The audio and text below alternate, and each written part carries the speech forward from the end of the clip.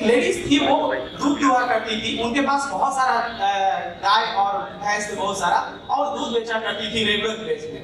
तो बहुत अच्छा पैसा कमानी थी और बहुत उसका अच्छा घर चल रहा था। जब लेकिन लास्ट स्टेज में आई तो लगी कि अब क्या करना चाहिए, तो पता चला कि एक बहुत बड़ी संत आया वहां से, ठीक है ना। अब वो क्या उपदेश देते हैं, तो सोची कि चलो लास्ट टाइम में हम भी कुछ ऐसा कर लें ताकि हमको वैकुंठ मिल जाए, हम स्वर्ग चले जाए। तो वो महिला जाती है, अब वो अभी काम करके गई तो थोड़ा सा गोबर वगैरह लगा होता है, वो जाती है, कहती है भगवान मुझे कुछ ऐसा उपाय बताइए जिससे मैं भगवान को प्रसन्न करूँ, मुझे वैकुंठ की प्राप्ति हो जाए।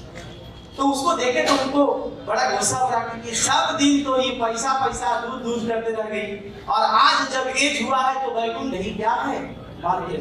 और वो लेडीज आई, अब परमानेंट भगवान को अपने दिमाग में रख के भैंस दूध दे, भैंस दूध दे, भैंस दूध दे, यही कहना शुरू किया। सालों 10 साल बीतते गए, 10 साल हो गए। 10 साल बाद पता चला वही महात्मा आए हुए हैं, लेकिन इस बार इस गांव में नहीं आए हैं, वो अगले गांव में आए हुए हैं। बरसात का समय था और वो लेडीज निकल गई उनसे मिलने के लिए, और बहुत पानी था, नदी में आया हुआ था, पूरा पानी था, नदी के उस पार थे वो भगवान, और इसके दिमाग में था कि उनसे मिलना है, वो तो हमारे उद्धार है, वो हमारे दाता है। और कुछ भी ना सोची, वो चलते चली गई, चलते चली गई, चलते चली गई, और पानी के ऊपर चलते चली गई। उसे पता भी नहीं था कि नीचे पूरा पानी बह रहा, नदी बह रही है। वो चल के उस पार चली गई और उनसे कही महात्मा, ठीक है आप यहाँ आए, हम बहुत खुश हैं, हम चाहते हैं महात्मा कि आप मेरे घर चले।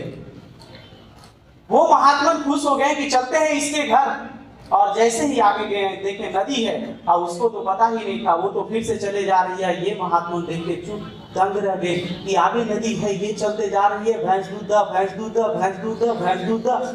और वो महात्मा शांत रह गए।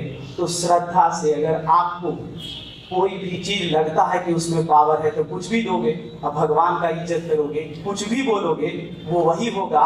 न कि अर्थ सही होना चाहिए, मन में भावना सही होना चाहिए, ऊपर वाला सुन रहा है।